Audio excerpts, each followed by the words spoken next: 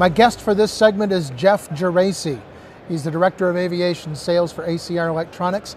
And Jeff, first of all, thanks for joining us. And, well, it's my pleasure to be here very much. Taking a little time to talk to us about your ELT, and ELT technology's come a long way in the past several years. Tell us about what you've brought to show us today. Well, today I have ELT 4000, and yes, ELTs have come a long way over the last few years. Traditionally, in the beginning they were alkaline batteries, and then they transitioned to lithium batteries because they required more power to actually transmit to a satellite, as opposed to in the early days they were just radios. And recently, lithium batteries have experienced, the usual things we've seen on YouTube videos, and also there's been some incidents on aircraft where we've had lithium batteries have thermal runaway, and the FAA has been working to find a way to mitigate those risks, and they've come up with some different parameters for lithium batteries that you have to meet, and they're very stringent and expensive to have an ELT that meets the new special conditions for non-rechargeable lithium batteries is a technical term for it. So ELT 4000 was developed really in record time, 12 months start to finish, which is a very, very short development cycle for such a complex TSO product. And what it brings to the table is that this has now gone back to alkaline batteries, which were originally not available to be used with a SATCOM device. And how we've done this is we've used more cells, and we have a patented battery management technology that allows us to harness all the power of an alkaline system.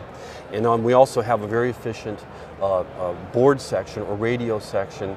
Then that efficiency, coupled with the battery management power that we have, allows us to build an actual alkaline ELT that has a 5-year battery life, just like a lithium product. So we're very excited about it. There were 3 of our customers that build business jets, and these are the biggest and best business jets in the world. They had a need. They could not go further in their programs, their certification programs, because they had lithium compliance issues. This answered that need very elegantly and for less cost than what our typical lithium product would be. So we met a need, solved some pain, and did it at cost savings for our customers. For the people who are truly new to this industry, explain a little bit how an ELT works. So an emergency locator transmitter is a post-mishap event product. So it's not meant to do anything while it's in flight. It has a G switch, so it is considered an automatic device. So when we have a mishap and there was some sort of impact, the G switch will sense that motion, and it will go ahead and broadcast to the COSPAS-RSAT satellite system the registration number, the location of the aircraft. It will go to the Air Force Rescue Coordination Center. They will determine who it is, where it is, and what the best equipment would be to effect that rescue. So it is a device that's used and is carried on every aircraft. As long as it has 2 people or more, it'll always have an ELT. So it is a true rescue device for aircraft, both fixed wing and rotor wing. Now, most pilots of my age recognize the old ELTs that broadcast on 121.5, but with the advent of satellite technology, that whole system has gone away. Is the industry now fully switched over from the old analog 121.5 ELT to the new satellite ELTs? It's an area of contention, if you will, and the 121.5, although it is not being monitored, it is still legal in the United States to have a 121.5 and be compliant. No one's listening, but they haven't forced people to remove that from their aircraft and go to a 406. There aren't many of these left still, but there are still some pilots flying with them. Most everyone has made the transition to 406 because they want to have a monitored frequency in case there's a mishap. So I think that if we didn't have the ADS-B mandate, we would have seen a mandate come from the FAA saying, okay, let's go ahead and remove 121.5 and mandate 406. I feel that they didn't want to have both those mandates together and put that financial burden on the pilot community. So they let that one go. But I can tell you that through attrition, these are old units. All we can do is provide batteries for them. That a lot of those are going away, and I would say that toward the end of this decade that you'll see most of those are off the aircraft. One of your other news releases from this week talks about a personal ELT for passengers. a personal locator beacon, and I apologize I don't have one, but it's a very small device, and it is basically transmits on the same frequency and the same cost-based SARSAT network as an ELT does. And it's a personal locating beacon. So this beacon is made for a person. I would carry it on me, and I would use it for boating. I would use it for skiing, snowmobiling, any outdoor activity where I might be in danger if there was a physical a problem with you while you're doing the activity. So it requires you to push a button. It once again goes out on the same network. Goes to the Air Force, they check to make sure it's a real deal, a real emergency, and then once again they effect the rescue with the applicable equipment for the job. And how affordable is that for an individual? Because an ELT for an airplane, while it's a necessary piece of safety equipment, can be an expensive proposition. Is it something that you're finding that people are willing to shell out a couple of $300 to be able to have that level of safety if they engage in those kinds of activities? Oh, absolutely. So the retail price is $259 to $269 depending on the model for a personal locating beacon. And let's say at other shows such as Oshkosh, where it's a more general aviation population, you will find pilots that have 121.5, but yet they want to have a 406 beacon. Those two products put together, now you're on the network with 406. So it's a way to mitigate only having 121.5 at a very, very low cost. And plus, when you purchase the beacon, not only for aircraft, you can also use it with boating and other activities. So it has more applicability to other scenarios. Where is this technology going? If you could look down into a crystal ball and see, is the satellite delivered technology for emergency location kind of the pinnacle of where it's going to be, or is there innovation coming down the road in this kind of hidden, people don't want to think about it technology? Absolutely. So what we have is Malaysia 370. So we have an aircraft that's flying across the Indian Ocean, and we lose it. We've landed people on the moon. We've accomplished great things as Americans and as people of the world. So there has to be a way for us not to lose aircraft flying in our own atmosphere. So where we're going now is that ELT will transition to aircraft tracking. So there's already an ICAO mandate. There's things that are happening and systems that are being developed where aircraft will be tracked worldwide, real time, all the time. And then we'll have a distress tracking element to it. When it goes into distress, it'll start transmitting more frequently. And as it goes into a further distress, it will transmit the voice recorder and all the applicable data from the cockpit, so we don't need to find the black box.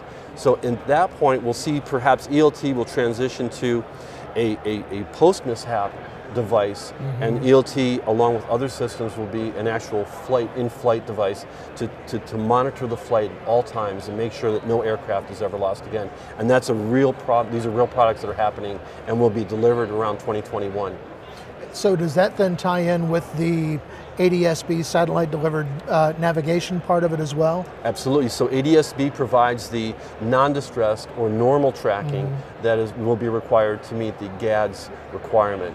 So then what will happen then is that we'll have other devices that will autonomously detect distress and start transmitting other ways to other people so that they can coordinate rescues that way. So it's all together. Will that flight tracking technology filter down to the general aviation segment of the industry?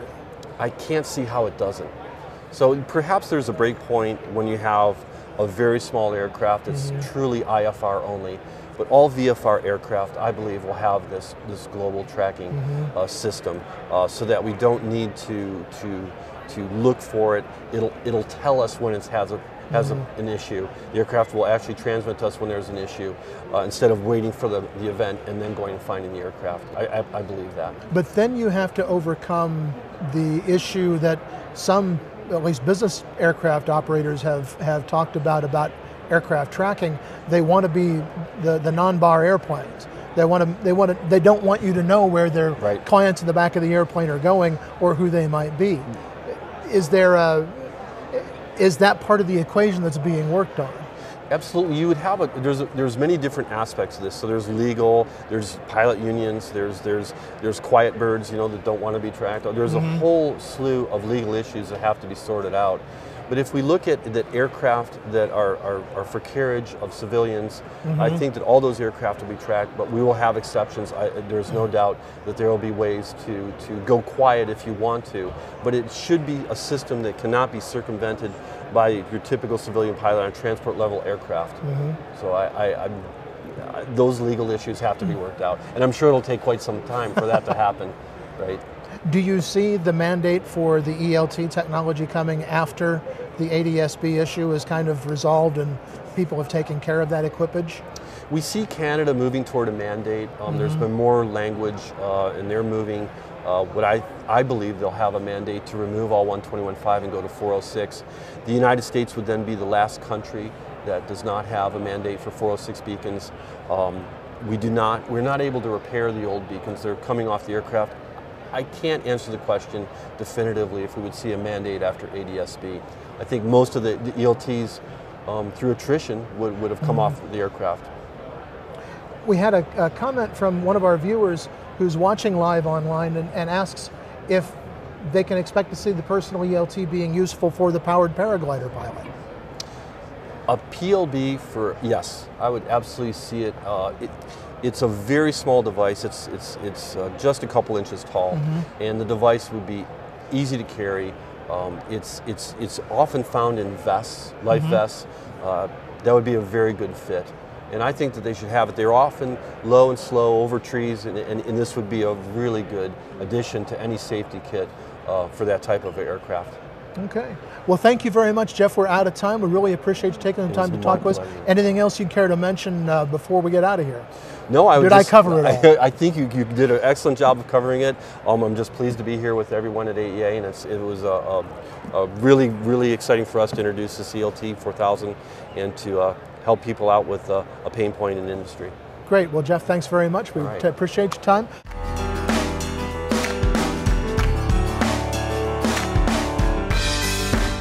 Aero-News Network's coverage of the 61st Annual AEA International Convention and Trade Show, live from Las Vegas, is brought to you in part by the following sponsors. Avidyne is the pilot-centric innovator. If you look at Avidyne's 20-plus year history, we had the first moving map, full color, that had everything on it. We were the first ones to do a primary flight display for general aviation. Avidyne has lots of opportunities and things in the works that will continue the leadership role we played in the past of coming up with new concepts and always having the best user interface to them. It's called Airtext Plus. The mobile office is now a true, cost-effective win-win reality because being available and part of the communication chain keeps you in control. Visit us at www.airtext.aero for more information and get started staying in touch today.